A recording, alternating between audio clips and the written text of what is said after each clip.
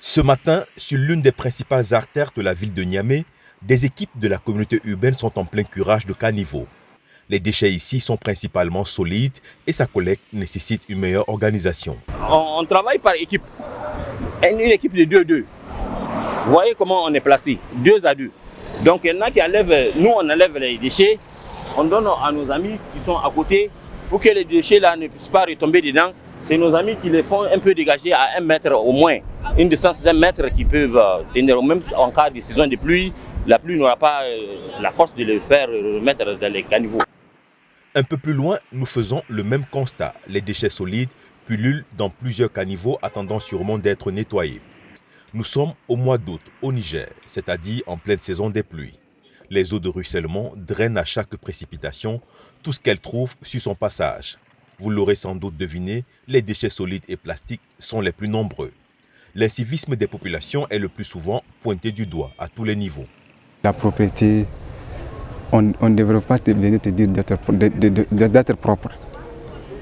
C'est à toi de t'éduquer même par rapport à la propriété. Depuis à l'école primaire, on nous apprend d'être propre. Mais les caniveaux, là, quand on les remplace avec les saletés, quand il y a la pluie, il y a des inondations. Qui paye les prix?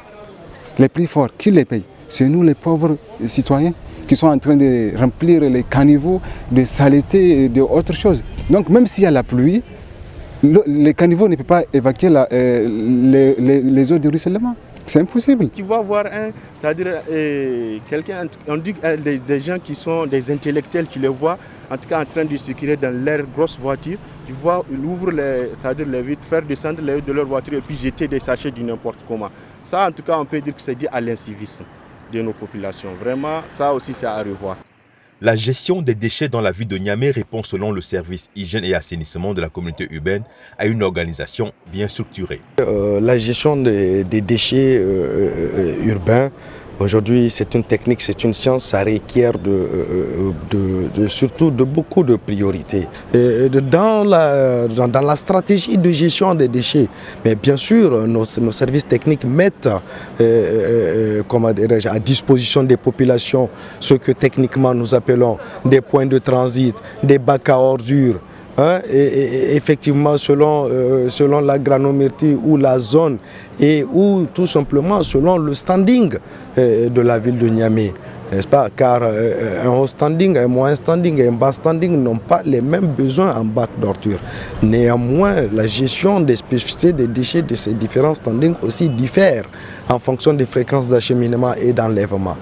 Même si l'incivisme des populations est une réalité, la ville de Niamey reconnaît cependant que ses moyens sont limités pour traiter le flux important de déchets produits par les ménages. Beaucoup de bases sont là sur lesquelles nous nous basons bien sûr pour mettre en œuvre des actions qui aujourd'hui, c'est vrai, n'arrivent pas à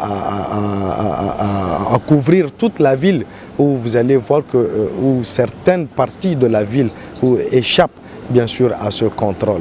Bon, comme vous le savez, il y a le comportement humain aussi qu'il y a et la mentalité surtout sur laquelle aussi il faudrait beaucoup faire d'action. Tous s'accordent à dire que les pouvoirs publics devraient non seulement mettre l'accent sur l'éducation des populations pour un changement de comportement, mais également assainir les villes en se donnant les moyens et en impliquant le secteur privé dans la gestion et l'élaboration des politiques en matière d'assainissement. Vraiment, il faut une veille de conscience et une sensibilisation qui va toucher au fond les gens pour qu'on puisse changer en tout cas ces genres de mentalités qui gangrènent en tout cas le développement de notre société. La question de l'assainissement, bien sûr, n'incombe pas qu'aux autorités municipales ou aux services techniques. Aujourd'hui, une ville comme Niamey, avec sa métamorphose, donc ce changement qu'elle a vu du point de vue infrastructurel, il me semble que ces populations doivent voir loin, doivent changer de comportement, de mentalité et d'avoir surtout un comportement d'éco-citoyenneté.